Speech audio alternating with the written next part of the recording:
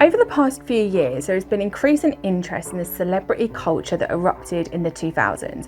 Now, I've enjoyed countless videos on YouTube that have analysed celebrities from that era, such as Lindsay Lohan, Amanda Bynes, and although there are a few videos out there on the Bling Ring, I couldn't find anything specifically about the TV show Pretty Wild. Now, the show only aired for 9 episodes, but they are some of the most exploitative and anger-inducing pieces of media that you will ever watch. And they also perfectly encapsulate this strange time in the late 2000s, the rise of the celebrity as a commodity, where juicy couture reigned supreme, and Perez Hilton and TMZ were the go-to gossip websites.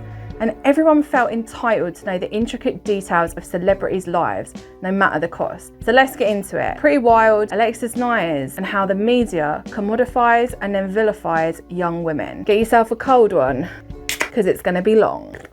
Caffeine-free and diet, as if life wasn't painful enough.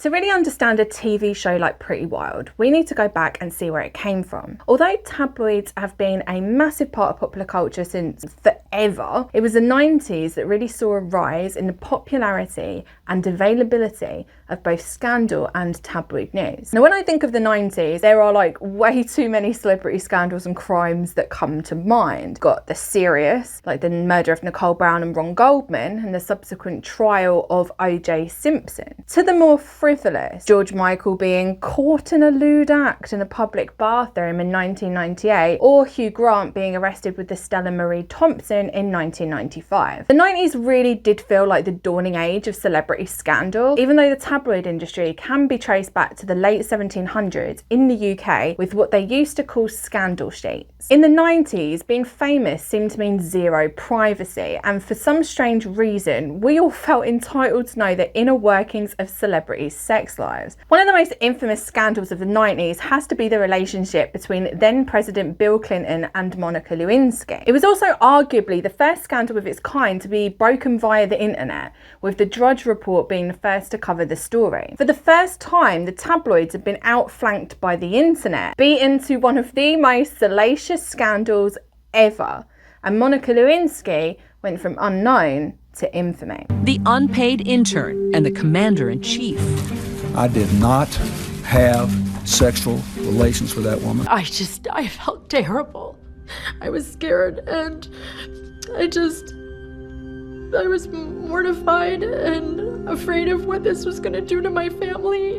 The Lewinsky scandal also laid bare the ways in which the media vilify young women. And Monica was only 21 at the time, just a few years out of being a teenager. And instead of having her story told, that she had fallen in love with an extremely powerful older man, she was publicly shamed and despised in the media. She wasn't a person anymore. She was a commodity. She was that woman, and the public gleefully piled on. This is classic Beverly Hills 90210. It's all arranged, it's all structured, the hair's different, the smile is there. She hasn't done anything but smile. She put the United States through hell, and she's done nothing but smile for an hour and a half. You know, this really is a sitcom. It's Beverly Hills 90210 with a 23-year-old Beverly Hills native and a president who belongs in high school. Our boy Karl Marx defined commodity as an external object, a thing which through its qualities satisfies human needs of whatever kind. To put it dead simply, commodification is basically when something is transformed into a product to be bought and sold, something that has like economic value under capitalism. In the words of Marx, it satisfies a human need. And we know that society likes a villain. Using Monica Lewinsky as an example, we see her entire person reduced to an object for consumption. Her humiliation in the media became a commodity for people to buy and sell. Her face was used to sell magazines or to drive traffic to websites. She became a Halloween costume. She was an image, an avatar for people to project onto. But Monica's commodification and vilification in the media was not a conscious choice that she made. Instead, it was something that was thrust on her without her consent. And Monica didn't have the privilege of being able to step outside of her body. She's not disconnected from the commodified version of herself that played out in the media. While there was indeed fascination with almost any any piece of celebrity gossip or scandal. It was women that bore the brunt of a media and a public that were obsessed with both purity and vulgarity at the same time. Relationships, clothing, makeup, where they went, everything was analysed. Women were either frumpy and unkempt or tramps and bimbos. And it wasn't just men that bought and sold this narrative, it was women too. Really, if I had an opportunity to Britney Spears, I think I would.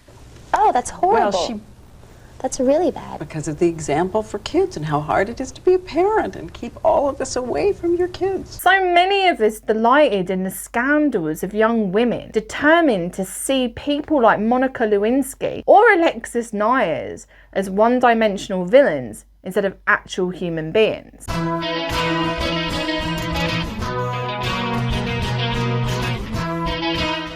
Now, it's hard to imagine a world without social media, but back in the 2000s, Facebook was barely a thing and Instagram didn't even exist. Traditional media was still very much where people got their news from and their celebrity gossip, with magazines like Us Weekly, Star and the National Enquirer being some of the most popular, despite the fact that they treated the celebrities that they wrote about with more contempt than Wendy Williams had for Swavey. I have no idea who this is. He's got more followers than me. He's 19 and he was murdered Monday morning. For me, the 2000s really were defined by the media's favourite pastime, which seemed to be hunting women for sport, and no outlets defined that pastime better than TMZ and Perez Hilton. And now, what a stupid idiot! Starring, let's go with Lindsay Lohan today. Founded by Harvey Levin in 2005, TMZ has come to represent everything wrong with tabloid journalism. Handheld, often low-quality video footage became synonymous with the TMZ brand and gave the audience a glimpse into a side rarely seen of some of our favourite celebrities. Perez Hilton began his blog in the early 2000s. You know I'm the first on the scene, that's why they call me the Queen. The majority of his Bubblegum Pink website was dedicated to bashing and vilifying the young women who were living their lives in the public eye. Perez called himself the Queen of all media, playing off of Howard Stern's self-proclaimed title as the King of all media. I like showing your body off. I see these pictures. You're wearing sexy little outfits. You're practically naked in some of them. I think it's because the older you get, obviously, I've become more confident. So don't act like you don't like this. You're all about this. No, I'm not. You want attention through your body. Indeed, Perez did follow in Howard's footsteps, with blog posts steeped in misogyny, racism, and his #1 hobby, outing celebrities without their consent. And then Perez Hilton outed me in an article. Alongside this public thirst for celebrity gossip was the rise in the reality TV star, or being famous just for being famous. Now, in the 2000s, we loved to hate the privileged lives of the stars of shows like Laguna Beach and then The Hills, and we joined Paris Hilton and Nicole Richie, the poster children for millennial privilege, as they embarked on a quest to be simple. We saw the daily life of a dysfunctional family play out as the Osbournes opened the doors of their mansion to camera crews. The Girls Next Door normalised the idea of a trophy girlfriend and exposed an entire generation of young women to Hugh Hefner's Playboy empire. But most of the reality TV that we were consuming in the late 2000s featured characters that seemingly personified the Valley Girl stereotype, whose history stretches back to the 1980s in California and back to other degrading stereotypes thrust upon women like dumb blondes and bimbos. First, understand, there's this valley, the San Fernando Valley, the biggest bedroom suburb of Los Angeles. In the valley, of course, they're girls. And like all teenage girls, they talk, but as scholars of the language note, in a most peculiar way. Like tubular. Well, it's like a totally great day. It's like totally awesome. Gag me with a spoon. So beware, America. There are reports tonight that Grody to the Max was heard in St. Louis. The term Valley Girl was made popular by the film of the same name that starred Nicolas Cage. Julie's cool. Randy's hot. She's from the Valley. He's not. Valley Girl. as well as Frank Zappa's ode to his daughter. It was a way to mock and dehumanise young women who were using things like upspeak and vocal fry in their everyday speech. Linguists call it vocal fry. We should do a remake of Charlie's Angels. That throaty, crackly voice used by some of today's biggest pop culture stars. You have to dress so you can make a quick getaway. Can, according to some studies, cause cracks in the career paths of young women. Stars like Britney Spears and Paris Hilton personified the idea of the Valley Girl in the 2000s. But note that there was no Valley Boy, despite the fact that Valspeak was just as popular with men as it was with women. If you guys are really us, what number are we thinking of? 69, dudes! Which lends itself to the assumption that it's easier to vilify women as airheaded than it is to do the same with men. Indeed, there was such fear around celebrities like Britney and Paris that it prompted Newsweek to ask, are we raising a generation of what one LA mom calls prostitutes? Young girls who dress like tarts, live for Dolce & Gabbana purses, and can neither spell nor define such words as adequate? In the late 2000s, another stereotype was emerging that could give hatred of the Valley Girl a run for its money. The idea of the privileged millennial. Now, despite most of us having grown up in the incredibly strange post 9/11 war in Iraq era, as well as the fact that most of us joined the workforce as the financial crash of 2008 was in full force, millennials were defined as narcissistic, work-shy, overly privileged, avocado on toast eating monsters who wanted everything right now, god damn it. Indeed, a poll from 2014 by libertarian news source Reason.com said that 71% of American adults think of 18 to 29-year-olds, millennials basically, as selfish, and 65% of us think of them as entitled. I mean, of course, the generation that had to feel the burden of endless wars,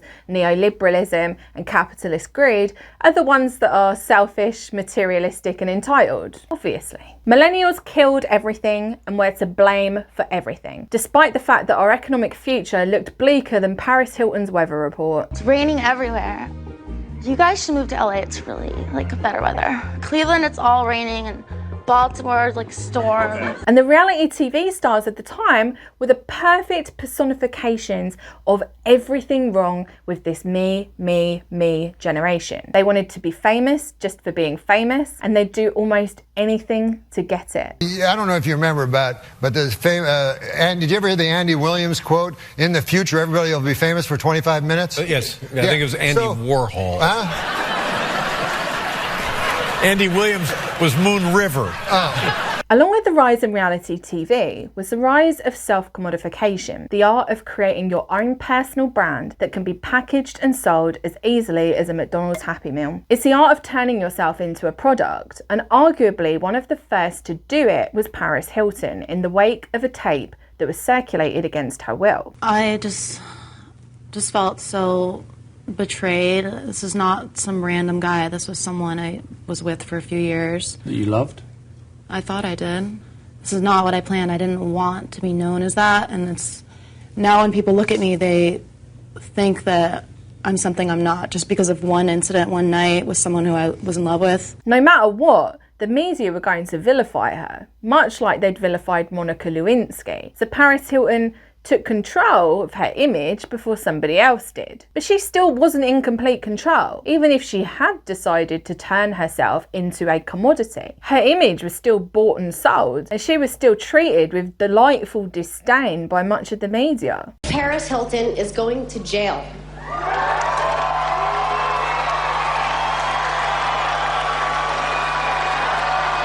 I heard that to make her feel more comfortable in prison, the guards are gonna paint the bars to look like penises.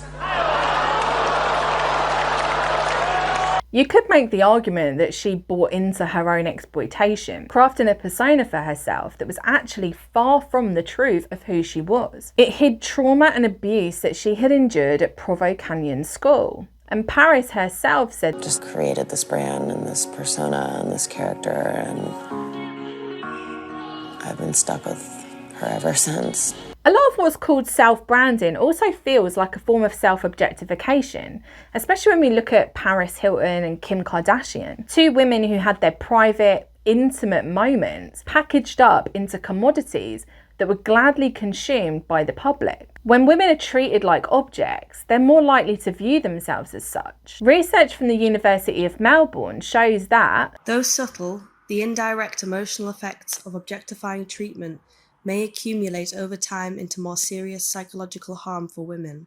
we raised entire generations on toxic images of objectified women, normalising things that should never have been normalised. The celebrity and tabloid industry spoke about women with absolute disdain and then acted surprised when the crushing weight of being nothing more than a product for consumption became too much to bear. But I know what you're thinking. What's all this got to do with Pretty Wild? And I bet you're also thinking you should have got yourself a bloody drink because I told you it's going to be long. I'm a little bit of a little bit of Alexis.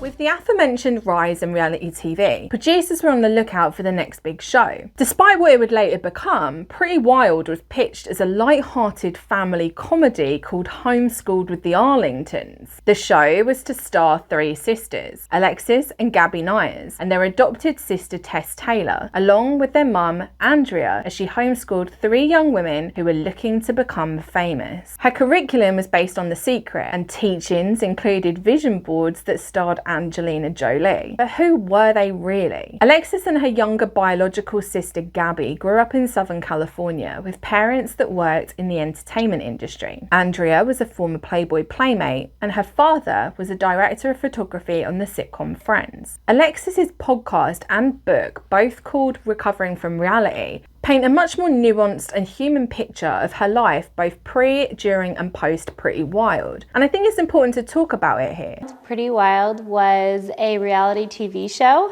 that we were on back in 2009 on E!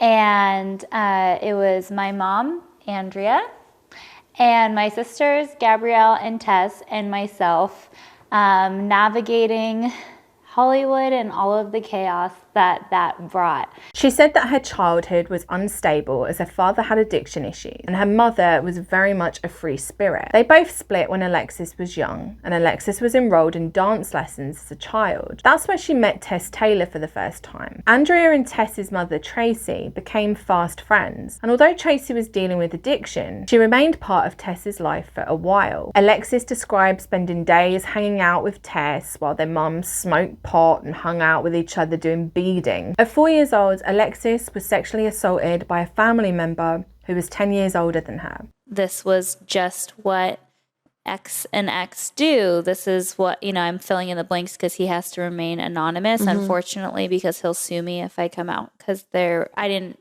end up reporting to the police until I was 19. So I kept his secret for many, many years. He was someone that I saw in the family often. And yeah, I mean, the amount of just chaos and abuse that took place in my family, I feel like I'm lucky to be alive today. She says that the abuse went on for several years and that it affected every aspect of her life. After being molested as a child, I had no idea what my body was for. I had no feelings of my body is a temple and I should respect it. Sex equated love and attention, and since I wasn't receiving the love and attention I needed at home, I became super sexualized at an early age. Despite living in a supposedly affluent area, Alexis and her family weren't wealthy. When she was a preteen, Alexis's father became homeless, and she recalls her mother being too embarrassed to use food stamps at the grocery store. She recalls shopping at thrift stores while all the other girls at her school were carrying around Louis Vuitton bags. Now, at my school, all the girls carried fake Louis Vuitton bags, and I definitely remember there being an element of pressure to have branded clothing, even if the branded clothing that you had wasn't real. When Alexis was 15, Tess basically moved into their house, and by this time, Alexis was already using drugs, including smoking OxyContin. The drug use had started a year earlier when she had been prescribed Vicodin pills after a foot injury from a dance class that had needed surgery. She says that, I remember a few days later feeling better and taking one of the Vicodin pills that was prescribed to me for pain management. I felt the physical effects of that. I felt the relief of my emotional pain. Just a year later, I was smoking OxyContin every day. A year after that, I was on heroin, hooked on it. It was a fast progression. Opioids felt like a warm hug from your parents that you never got. It provided me with everything I needed to feel safe. Alexis writes that her mum didn't seem to notice her drug addiction and was too preoccupied with making them celebrities. She was crafting this Kris Jenner-esque momager role for herself, booking modelling gigs and having the girls take pole dancing classes. Alexis also writes that it didn't seem to matter that Tess and I were getting fucked up the whole time. My mom was convinced that she could finally turn our double trouble into a paycheck, and that was what was important. Then we actually started booking gigs, and it looked like finally, after years of trying, my mom's dreams of stardom might really come true. There's probably no greater escape than fame. You don't even have to focus on your reality if you're recreating it every day. You can lose yourself entirely to what people think of you, what they say about you. You can ignore all the pain and trauma and focus instead on what may be, because the next big thing is always coming. Her and Tess create a story that they're fraternal twins, that they're 20 years old, and they embark on their mission to find fame and success in Hollywood. Alexis explained on her podcast that they would say that they were 20 because that way nobody would really ask questions. They wouldn't ask for an ID because they knew that they didn't have one, but they'd still be guided in through the back door, or they'd slip the bouncers some money to let them in. They were in Marilyn Manson's music video for Armageddon, Goddamn Mother Effin' Geddon.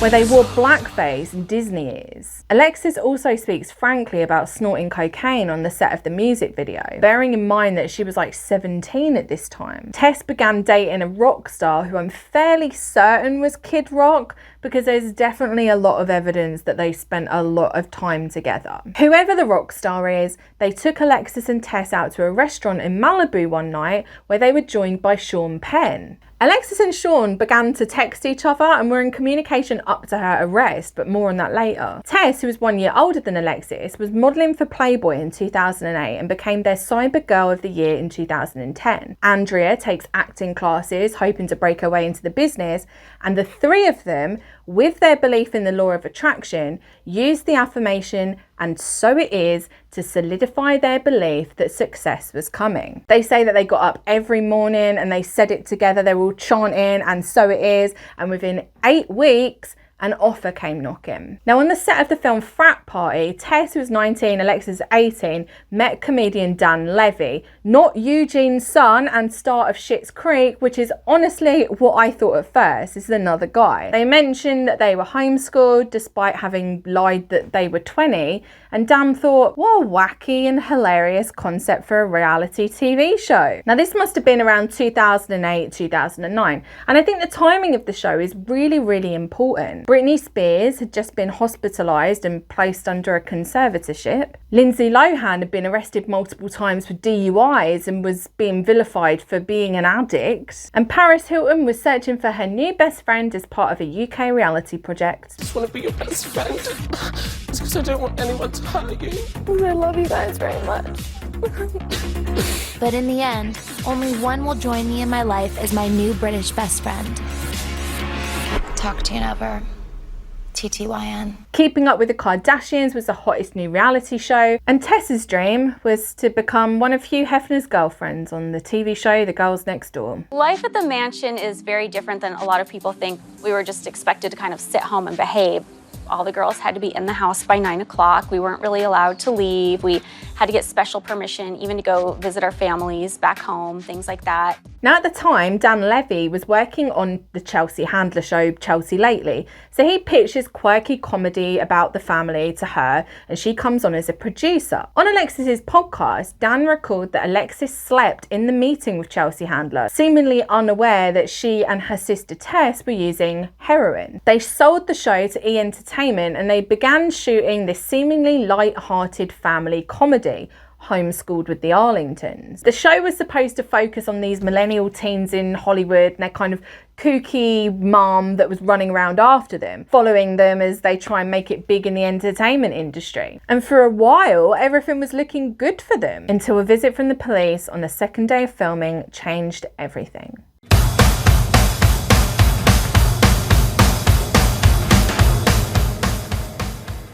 You've most likely heard of what would later become known as the Bling Ring in some form or another. And in terms of tabloid culture, it is one of the defining events of the late noughties. It's got everything: celebrities in their mansions, seemingly shallow and materialistic millennials, and true crime. But despite only having a very minimal role in the robberies that targeted celebrities like Lindsay Lohan, Paris Hilton, Orlando Bloom and Audrina Partridge, Alexis very quickly became the face of what would be called the Hollywood Burglar Bunch, and later known as the Bling Ring. I became the face of the Bling Ring because I had a reality show and sex sells, right? Like this young, crazy party girl who has her own reality show I became the face of the Bling Ring.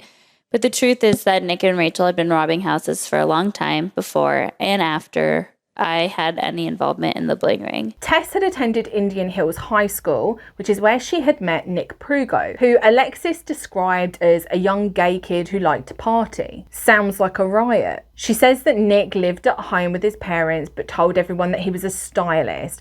He would give Tess and Alexis all of these clothes for photo shoots, and he always had money on him. One thing I noticed in researching the Bling Ring is the tendency to lean on this narrative that Nick was somebody that was manipulated into robbing houses by his friend Rachel, and that he was this very quiet and shy and retreating guy. But there's definitely a lot of evidence to the contrary of that. During this time, Tess was using drugs and not showing up to photo shoots, so Andrea basically said, get your act together or you can't live in the house anymore. So Tess, having a drug problem, leaves the house and she ends up moving in with Nick Prugo. Alexis is descending further into her addiction and she misses photo shoots of her own, and she's kind of going off the rails a little bit. So she eventually ends up getting kicked out of the house as well, and she stays with Nick and Tess. And it would be really easy for me to regurgitate the story of the Bling Ring from the Nancy Jo Sales book, which we will go into, or the Vanity Fair article. But this video is focused on Alexis's story. So I just want to do a quick overview of who these people were in the Bling Ring. So there was Rachel Lee, who was the supposed ringleader of the entire operation. She had a prior criminal record for stealing from Sephora. Nick and other people said that she was obsessed with reality TV and celebrities. Lindsay Lohan was her number one, and that's what led her to wanting to steal their possessions. Then there's Nick, who again, Nancy Jo Sales portrayed as this really shy guy. He ended up bonding with Rachel when he first came to Indian Hills High School because they're teenagers, they're into celebrities, fashion, social media is coming up, it's all that kind of stuff. So Rachel kind of introduces Nick to the rest of the group. They start descending into partying, and Nick and Rachel end up burglaring their first home, just the two of them, the summer after 10th grade. Nick said that he didn't want to commit the burglaries, but that he didn't want to lose Rachel's friendship, so he just went along with it. Then there was Diana Tomeo, who was the student body president at Indian Hills High School. She was fairly wealthy, but Nick said that her entire wardrobe consisted of stolen items. She was notably very small and she was known for getting into fights, and during the burglaries they would utilise her size and she would crawl in through the dog door. She was also an undocumented immigrant who was threatened with deportation to get her to cooperate with the investigation. Then there was Courtney Ames, who was largely known for wearing Lindsay Lohan's necklace to court. She wasn't very implicated in the crimes, but she did admit to having Paris Hilton's jacket.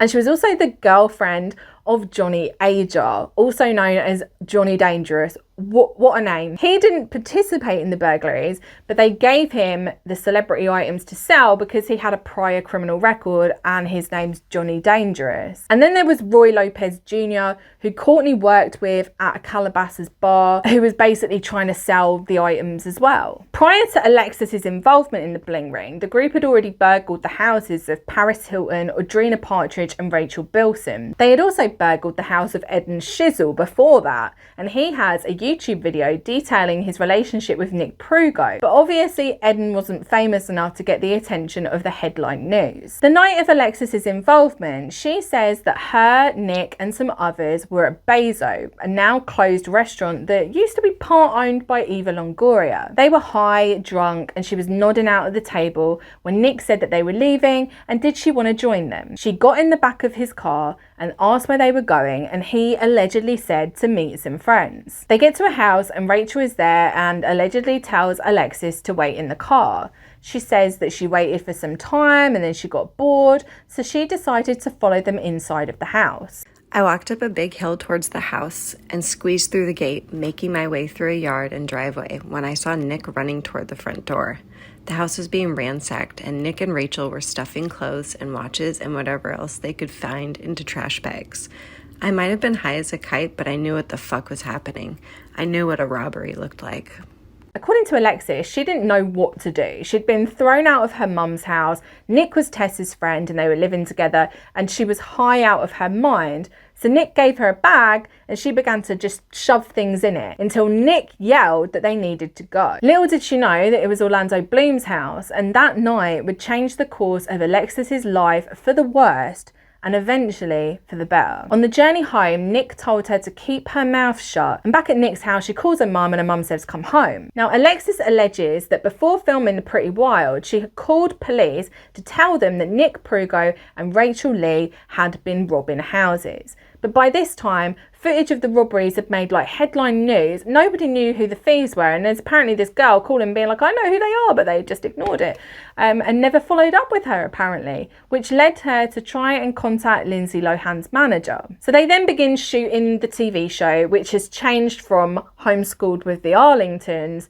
to Pretty Wild. No doubt capitalising on Tess's relationship with a famous rock star and their antics, which were chalked up to just partying instead of what it really was, addiction. Alexis was arrested on the second day of filming, and what was supposed to be a light-hearted reality show about fame and the secret turned into something a lot darker.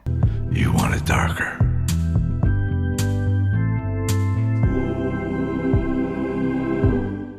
The show opens on the typical naughty's fare of sexualizing and exploiting young women. For these sisters, LA is their playground.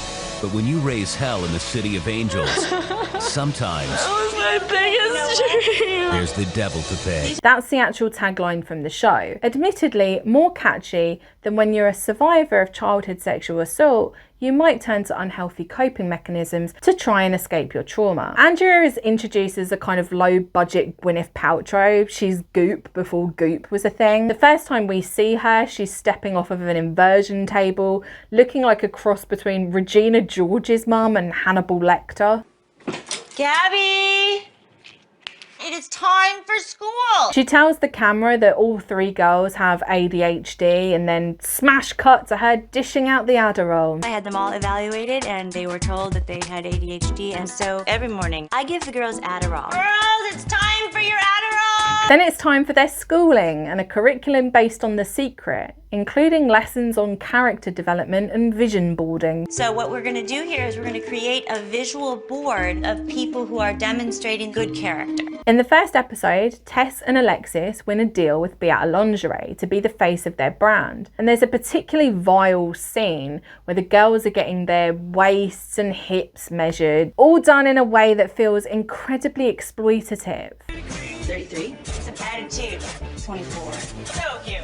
It's 34. Almost as if they're being packaged up for our consumption, like we're being told to look how perfect they are. And what's interesting is that it's other women doing the measuring, almost stamping the girls with a seal of approval. They're good enough to walk in the runway show. They're the perfect size objects to sell the allure of Beata Lingerie. Another strange character in Pretty Wild is the musician Mickey Avalon. Mickey Avalon is a pretty well-known singer. Now, I'd never heard of him before either. Apparently he wrote a Kid Rock song and the girls are going to be in the music video for it. So the video with Kid Rock. Rock bitch, it's on, huh, Mickey? We wrote that song thinking of him. I don't know. Anyway, Alexis and Tess are sat at the dinner table with Mickey Avalon and his manager Brandon Williams, who weirdly enough played Jessica Alba's boyfriend in Never Been Kissed. Brandon's talking about the music video. Yeah. But it's gotta be about strippers, it's gotta be about rock chicks. So, I was thinking, Mickey, maybe one of the girls could be in the video. And the girls are obviously incredibly keen to be in it, and it's really creepy and cringe to watch these two guys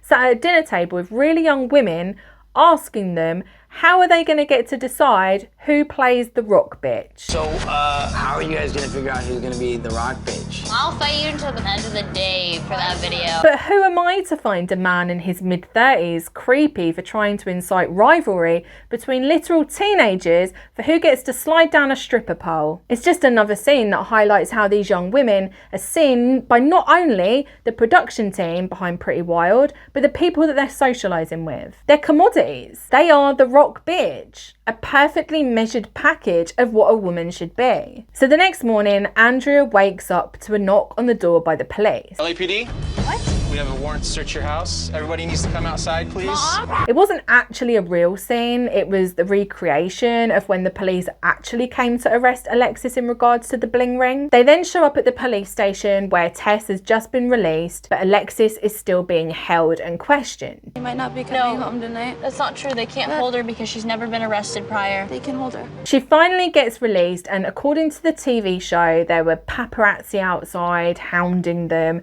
And I don't know how much of that was actually real or what was put on by production for the show, but either way, it's there. Are you alright? How'd they keep you in there? Not nice. How was it inside?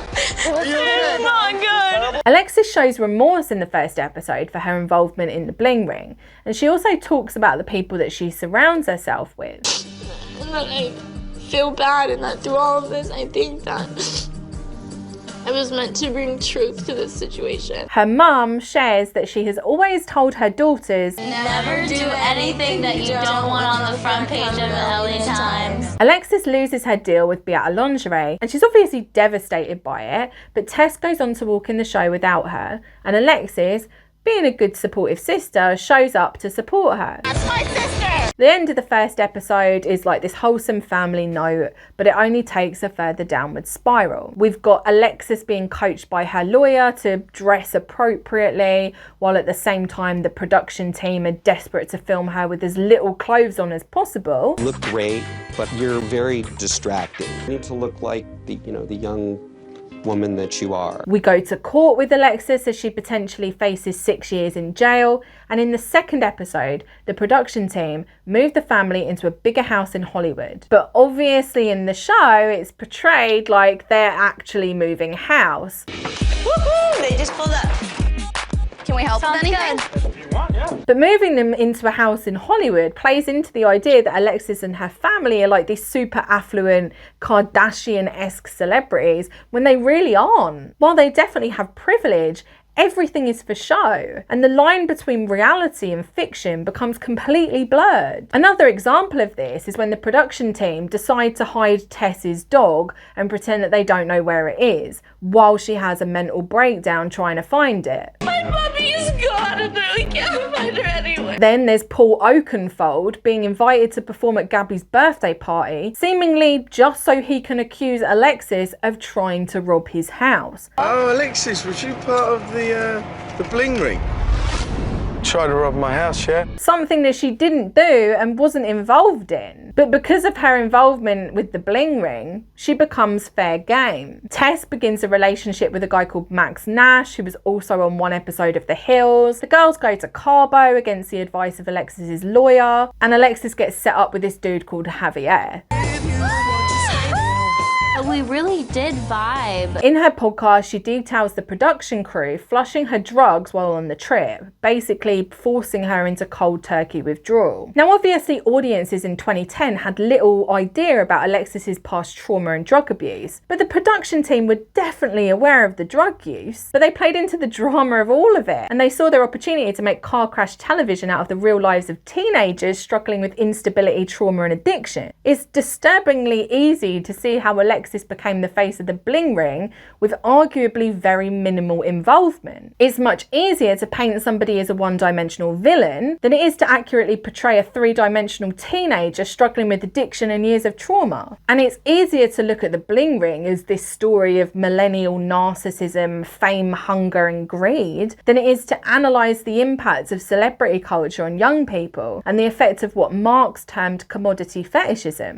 I know I'm banging on about Marx again, but commodity fetishism is basically the idolising of a physical item, like a Hermes Birkin bag or Lindsay Lohan's necklace. In the act of fetishising the commodity, the labour that created it is ignored or covered up. The worker who made the Hermes Birkin bag or Lindsay Lohan's necklace is separated from it. The consumer doesn't know who created it. All they know is that in the society in which we live, an Hermes Birkin bag is something almost mythical. It's revered by many, owned by few, and endorsed by celebrities. And Karl Marx writes that the productions of the human brain appear as independent beings endowed with life, and entering into relation both with one another and the human race. The possessions that the Bling Ring stole were imbued with the power of association. They're no longer handbags and clothing made in factories. They're designer handbags and clothing made in factories, owned by people that the teenagers see on television. Indeed, you could argue that the victims of the Bling Ring, the celebrities, are commodities themselves, stripped of humanity and rendered to be walking, talking brands and businesses. Their own lives have been given this mystical, mythical quality, prompting their fans to want to be just like them. And the consumers of celebrity commodity are so far removed from the production, like on Pretty Wild, where we aren't privy to the scripting that went on behind the scenes or Alexis's past trauma or drug addiction. We consume the show like it was real, when what we were actually watching was a manufactured product masquerading as reality. We were completely disconnected from Alexis herself, and instead we were shown a commodity, the vapid, narcissistic, spoiled millennial. We weren't shown the traumatised teenager that was living in a Best Western hotel for the majority of shooting, getting paid $10,000 per episode and funneling all of that money into heroin to escape reality. Alexis herself says, I just wanted someone to stop it all, make the cameras go away, the court hearings to stop. I wanted someone to protect me. But once again, the people that should have been doing that were more focused on how they could profit from the situation. I was being re-traumatized in my trauma, back to being 5 years old, being abused and taken advantage of, while the ones assigned to protect me failed to intervene. Even Alexis herself is disconnected from her own commodification. She's the star of a reality TV show, but she has zero sway or power over how they present her. The network packages her as somebody who deserves everything she gets. They're not interested in Alexis the human being, and they aren't interested in helping her battle her addiction or overcome her trauma. E turned Alexis into a product to be consumed, and in doing so, she lost the autonomy over her own story. She was put into a very neat little box, turned into a meme, and was mocked and vilified across the internet and mainstream media. And that brings us nicely to Nancy Jo Sales. Nancy Jo, this is Alexis Neiers calling. I'm calling to let you know how disappointed I am in your story. Nancy Jo Sales is a journalist for Vanity Fair and has written a few books, her most popular being The Bling Ring, which Sofia Coppola used to write the script to the movie that we will get onto. She was in Pretty Wild, interviewing Alexis about what kind of shoes and handbags she liked. When you say shoes and handbags, what kind of shoes, what kind of handbags? In the book, Nancy writes about Alexis in a way that honestly makes my toes curl. She's first introduced as a leggy 5'9", wearing black tights, a long grey sweater and 6-inch heels. She had big hypnotic green eyes and a cascade of chestnut hair. On her wrist there were tattoos of cherry blossoms, a sign of consciousness, she told me. And on her hand there was an ankh, the Egyptian symbol for life. She was like something out of a Philip Marlowe tale, the beautiful suspect whose story sounds a bit suspect as well. It's telling that the first thing that Nancy Jo mentions about Alexis is how she looks. And it's disturbing because it highlights another important point to note: women that vilify other women. Now, I'm not going to sit here and say that gender solidarity has to trump criticism, and obviously Alexis's involvement in the Bling Ring was worthy of scrutiny, but some of Nancy Jo's reporting was callous and cruel, and some of it was downright lies. Alexis doesn't walk into her court hearing, she runway walks. And most infamous of all, she writes that Alexis wore 6-inch Louboutin heels to her court date, which led to the most iconic scene out of the entirety of Pretty Wild. She said I was wearing 6-inch Louboutins to court with my tweed outfit. Nancy Jo, this is Alexis Neiers calling. I'm calling to let you know how disappointed I am in your story. There's many things that I read in here that were false. Like you saying that I wore 6-inch Louboutin heels to court with my tweed skirt when I wore 4-inch little brown bebe shoes. $29! Every time you yell, I have to re-record it! Alexis claims that she agreed to the original Vanity Fair article titled "The Suspects Wore Louboutins" in good faith. Her and her legal team wanted to clear up Alexis's role in the robberies, and she was desperate to prove her innocence. But instead, Alexis said that she painted me as a fame monster that only cared about partying. In reality, I was the one who felt so guilty I called the police months before my arrest. But that was not how sales described me. She seemed more concerned with what shoes we were wearing than what was actually happening in our lives. Indeed, Alexis's reality didn't really fit Nancy Jo's narrative, that the Bling Ring was a product of a vapid, narcissistic and entitled generation. The millennial stereotype meets Valley Girl via Ocean's 11. I guess investigating the intersection of commodity fetishism, consumerism, celebrity culture, trauma and addiction wouldn't sell as many books. Nancy Jo presented the Bling Ring and Alexis Neiers as this kind of Y2K version of a Bret Easton Ellis character, completely obsessed with the self, void of any kind of remorse, and desperate for recognition at all costs. There's the infamous scene in the book that's later recreated in the movie where Alexis talks about believing in karma and her belief that the universe chose this to happen to her. Nancy Jo writes that her voice is trembling and that she's crying when she says that she wants to do something that people notice, and that she's studying business because she wants to be a leader one day. My main destiny in life is to be a leader.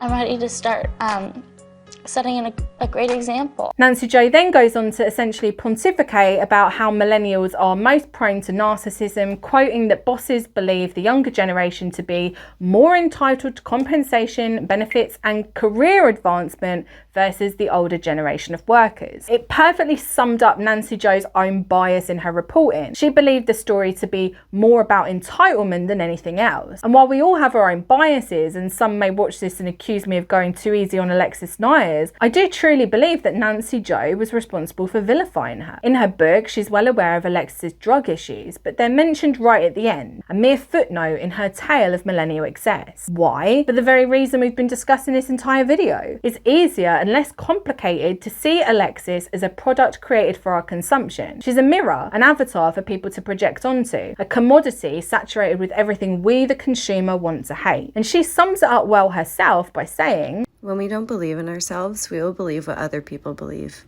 We will see the worst that they see in us. It's called the looking glass self-theory. Though I knew I was so much more genuine than the picture painted by sales in Vanity Fair, and I knew I was so much more innocent than the picture painted by the courts, I could only mirror what other people projected. I was locked in so tightly to my role. I had nothing left. I couldn't improvise my way out. The bottom was coming closer, and the girl I had become was about to be obliterated. Of course, it turned out that was the good news, but I didn't know that yet."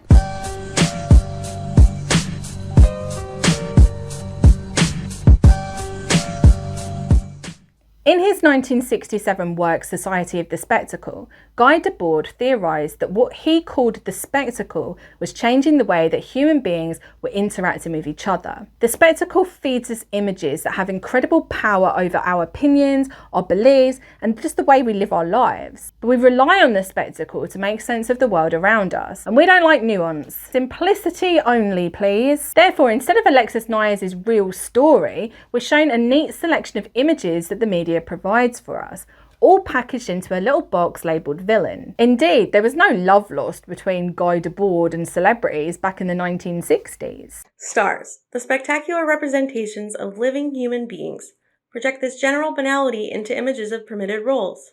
As specialists of apparent life, stars serve as superficial objects that people can identify with in order to compensate for the fragmented, productive specializations that they actually live. Like I said earlier, it's easier for the spectacle to provide us with this simplified view of somebody like Alexis Neiers. Because if we saw who she really was, it would throw up too many questions about the system, or you could say the spectacle in which we live. Like, why were there 19.7 million American adults in 2017 that battled an addiction to a substance? Or why are millennials the most likely age demographic to die from alcohol, drug abuse and suicide? We've reduced Alexis and others connected to the Bling Ring as narcissists obsessed with commodities, and we're not concerned with where these people came from or why they're obsessed with commodities. They just are, okay? Stop asking questions. Due to Alexis's involvement with the robbery at Orlando Bloom's house, and armed with knowledge that he was willing to testify in a trial against her, Alexis's lawyers convinced her to plead no contest. Up until the point where I ended up taking a plea deal because I have a couple of things. My attorney was not the greatest attorney, despite the fact that I paid him an outrageous amount of money. And there was a document that was falsified, and my attorney didn't double check it. And he advised me to take a plea deal off of that. She turned herself in on June 24th, 2010 and was put in protective custody for the duration of her stint in jail. The only time that an inmate comes out is for their 1 hour a day, but they can walk around wherever. Yeah, I mean, you're locked up in a cell, but they can come up to your cell and I would have girls come up to my cell door and just stare at me during their hour. There's nothing you can do. Like, they're not supposed to, but the deputies are watching over how many inmates? During that time, she's not using any drugs, but when she gets out, one of the first things she does is go to a friend's house and gets blackout drunk. Pretty Wild is cancelled and it's not renewed for another season. Reportedly not out of concern for Alexis's physical and mental health, but because Chelsea Handler thought it was going to be a comedy and didn't like the fact that it wasn't. Alexis goes back to using heroin relatively quickly, and it's not long before she's arrested on a probation violation and the arresting officers find the heroin. She gets a new attorney named Mike Nassatir, who gives her two options: request treatment for addiction or face 6 years in jail. Alexis made her decision and begged the judge to send her to treatment instead of punishment, and luckily the judge agreed. I went to one group with this guy, and he was a recovering heroin addict, and he said one thing to me that changed everything. He said, "Normal people don't do heroin." Something clicked where I was like, holy fuck, he's right. That was it. Now, this video isn't about the criminal justice system or even really drug addiction, but I do think that it's important to talk about the privilege that Alexis was afforded that day in court, especially when we look at the criminal justice system in the US. Now, personally, I believe in the legalization of most drugs, or at the very least decriminalization. Like, I think about it like, what sense does it make to lock away a drug user, to institutionalize them and strip them of so many opportunities? Could it be that drug users make up almost half of prison populations and that prisons themselves are private entities that are designed for profit? Why would you bother helping people kick their addictions when they could be working for you for free instead? Offering addicts treatment instead of punishment is obviously the humane thing to be doing, and it also benefits society as a whole, but it doesn't create profit in the way the prison industrial complex needs to sustain itself. So why was Alexis afforded the privilege of treatment when so many before her have been sentenced to extreme sentences for almost the same violations? I think we all know the answer. We know that black people are more likely to be charged with the possession and sale of drugs than white people, despite both black and white people reporting the same degree of drug use. A study published in Newswise stated, nearly half of all state prisoners are drug abusers or drug dependent, but only 10% receive medically based drug treatment during incarceration. Untreated or inadequately treated inmates are more likely to resume using drugs when released from prison and commit crimes at a higher rate than non-abusers. Alexis doesn't deny that getting sentenced to a year in a drug treatment facility was a privilege that not many people get, and she says that it was the best thing that ever happened to her. With the help of treatment, she got sober and started working as an intern at a drug treatment centre when she got out, and she started the process of becoming a drug and alcohol counsellor herself. That young woman on TV who said she wanted to be a leader, to really make a difference, actually did it. Alexis got married and was pregnant when Sofia Coppola wrote and directed the film The Bling Ring. During this time, Alexis details a very toxic and fragile relationship with her mother Andrea. Andrea was determined to clear Alexis's name and wanted her to write a book about her involvement in the Bling Ring, but Alexis was focused on her recovery and her new family life instead. She struggled through postpartum depression and losing children, but never once wavered from her hard-fought sobriety. The real Alexis is an incredibly complex person with a relentless amount of compounded trauma, consistently objectified by those around her. So you'd think a feminist like Emma Watson would portray all of those complex nuances that make Alexis a real human being, right? I watched Pretty Wild so many times to try and get her into my brain, though it gave me anxiety. How do you watch it?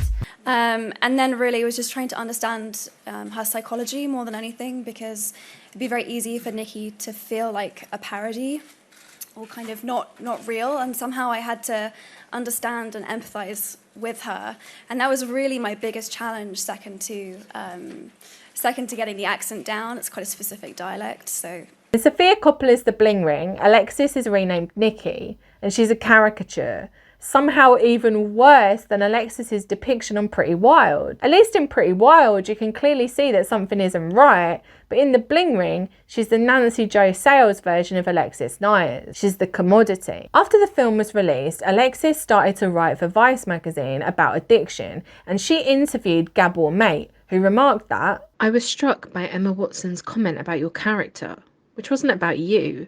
It was about the character that she was playing. She was actually hostile to the character. She had no compassion for the character that she was playing, which was striking to me." Emma Watson said that she didn't want Nikki to feel like a parody, so I'm not sure how she explains, "I want to rob." What could have been a scathing critique of commodity fetishism and how it psychologically affects young people turned into a heartless and ultimately quite boring film. It even featured a cameo by one of the lead detectives who had decided that it would be a good idea to star in the motion picture version of the case that he was still working on. The sheer disdain that Emma Watson has for her character is really obvious the entire way through, but it's glaringly obvious in the final scene of the movie, when Nikki turns to the camera and says, "You can follow everything about me and my journey at NikkiMooreForever.com.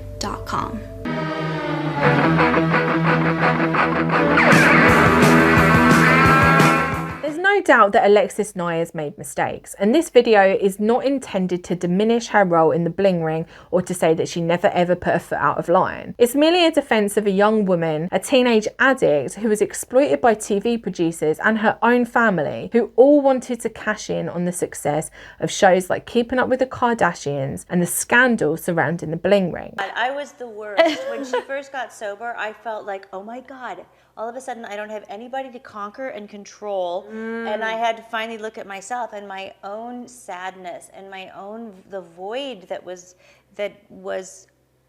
driving me all of my own life. Her autonomy was stripped away during those years, and she was reduced to a commodity to be bought and sold. Stereotyped as the walking, talking personification of everything wrong with millennials and the self-branded celebrity, the role of society in creating Alexis Neiers was completely diminished. The audience participates in her exploitation and vilification in the media. In the end, she had little control over her self-brand. Her name and image became synonymous with toxic reality television and greed, much like Paris Hilton's became synonymous with privilege and vapidity. Do any of these so-called self-branded celebrities have control? And what's the impact on the human psyche when you see yourself as a brand, a commodity, instead of a human being? For some, there's no outwardly perceived impact, but for others, we know very well what the impact is. We only need to look at celebrities like Anna Nicole Smith to see how dangerous and deadly the celebrity commodity can be. Objectified from a young age and a survivor of compounded trauma, Alexis was never the villain. She was just a young woman looking for a way to escape, a way to make sense of the spectacle. And it's only now, years later, that she got to reclaim her voice and her image with a podcast and a book. Waking up, making the choice to become a conscious individual and human being, and to do this life without checking out is hard. It's much easier to bury your head in the sand and continue to drink and get loaded than it is to get sober. I always am honest with people. But the reward, if you can do this, is... I can't even put it into words. Alexis provided a good scapegoat for audiences that needed simple answers to complex questions. They wanted a villain, and there she was. In the words of Chris Hedges, the fantasy of celebrity culture is not designed simply to entertain. It is designed to drain us emotionally, confuse us about our identity, make us blame ourselves for our predicament, condition us to chase the illusions of fame and happiness, and keep us from fighting back. While Alexis fought back, the young addict who was once cruelly mocked by Nancy Jo Sales worked through years of generational trauma and is now Alexis Haines, author, mother, podcast host, and advocate for sobriety. And so it is. So it is. You rock, girl. Thank you so much for watching the video. If you liked it, give it a thumbs up. Don't forget to subscribe. I really am trying to make more regular videos, but as you can see, I like to go on massive tangents. So videos like this take a long time to produce. A few people have asked me about a Patreon. I don't have a Patreon, but if you do want to support the channel, the link to the Ko-Fi page is in the description box below. Thank you so much for watching the video. I will see you on the next one. Goodbye. Now it's time to eat. I need to eat food. Goodbye. Goodbye.